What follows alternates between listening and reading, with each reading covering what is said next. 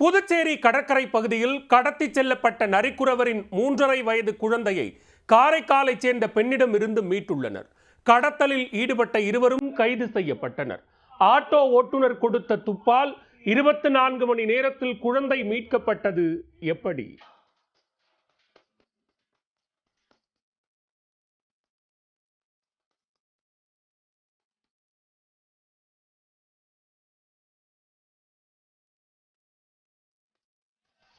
புதுச்சேரி லாஸ்பேட்டை நரிக்குறவர் காலனியைச் சேர்ந்தவர்கள் முத்துப்பாண்டி, விஜயலட்சுமி தம்பதி.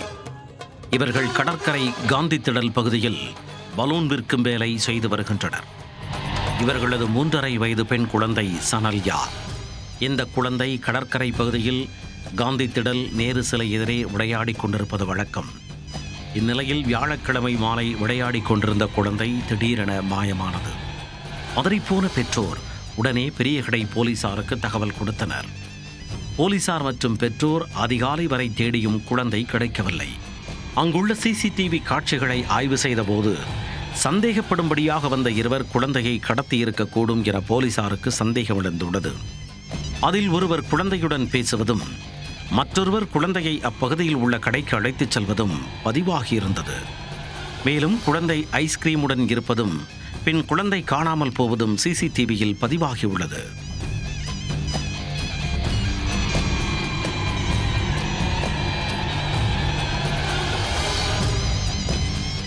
மற்ற சிசிடிவி காட்சிகளையும் போலீசார் ஆய்வு செய்தபோது அவர்கள் ஆட்டோவில் குழந்தையை ஒரு பெண்ணுடன் ஏற்றி அனுப்பியது தெரிய வந்துள்ளது.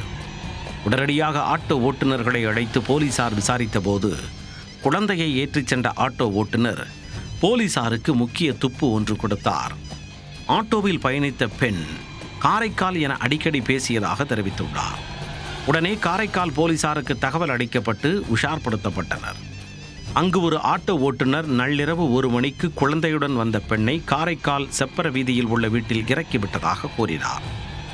அங்கு சென்று விசாரித்த போது வீட்டில் செல்லா என்ற இஸ்லாமிய பெண் வசிப்பது தெரிய வந்தது. அங்கு போலீசார் சென்றபோது வீடு பூட்டியிருந்தது. அக்கம்பக்கத்தில் விசாரித்த போது அதே பகுதியில் நடக்கும் கந்தூரி திருவிழாவிற்கு சென்றதாக தெரிவித்தனர்.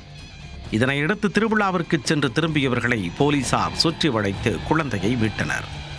முதலில் தன் குழந்தை என கூறியவர்களிடம் கடத்தப்பட்ட போது கிடைத்த சிசிடிவி புகைப்படங்களை காண்பித்து குற்றத்தை ஒப்புக்கொள்ள வைத்தனர். இதையடுத்து குழந்தையை மீட்ட போலீசார் பெற்றோரிடம் ஒப்படைத்தனர். பெற்றோர் இருவரும் போலீசாருக்கு கண்ணீர் மல்க கைகூப்பி நன்றி தெரிவித்தனர். அதே நேரத்தில் குழந்தையை கடத்திய இருவரை புதுச்சேரியில் பெரியகடை போலீசார் பிடித்து விசாரித்து வருகின்றனர். எதற்காக இந்த கடத்தல், எவ்வளவு பணம் கைமாறியது என்பது குறித்து தொடர் விசாரணை நடைபெற்று வருகிறது.